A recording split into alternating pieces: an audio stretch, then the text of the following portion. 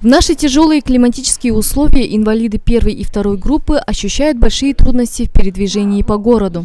И хотя в Якутске существует государственная служба социального такси, один проезд на таком социальном транспорте стоит от 70 рублей, что является немалой суммой для инвалида. При этом государственные социальные службы работают до 17 часов вечера, тогда как многие люди получают диализ в вечернее время. Чтобы помочь людям с ограниченными возможностями здоровья, известный общественный деятель, председатель Комитета народного контроля Якутии Александр Захаров организовал в апреле 2013 года новое движение «Социальные водители». С начала своей деятельности социальные водители перевезли около 80 человек, из них половина пользуются услугами постоянно. А второй раз уже еду.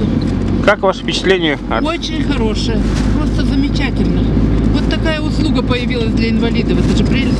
А вы откуда узнали вообще это? А Аспана плюс написано было. Я прямо номер списала и вот позвонила. А государственной службой пользуетесь, нет?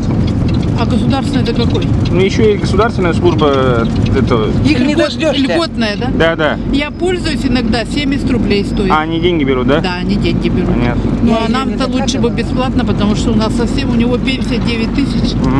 Ну, у меня маленько побольше, но все равно не хватает. Я довольна, что вот есть у нас такие отзывчивые люди. Я не знала. Случайно взяла газету в руки, читаю, думаю, неужели глаза не верят у меня, что у нас есть такой сервис. Я уже давно инвалид второй группы по бронхиальной астме, поэтому в холодное время я вынуждена обращаться вот к социальным работникам, социальному такси, чтобы съездить непосредственно в поликлинику, сдать анализы, на прием к врачу. У меня минимальная пенсия, поэтому, конечно, я же обращаюсь.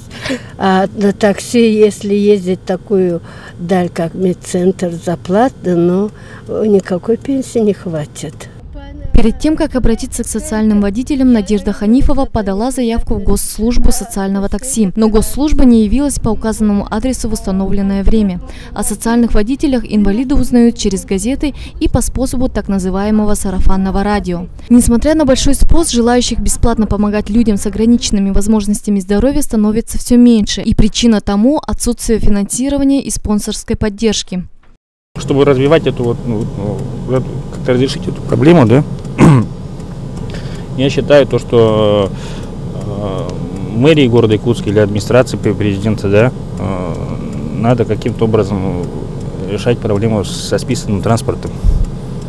То есть таким образом, то есть без дополнительного, допустим, финансирования, да, если они хотят, в бюджете не заложено, все равно есть у них какой-то используемый транспорт.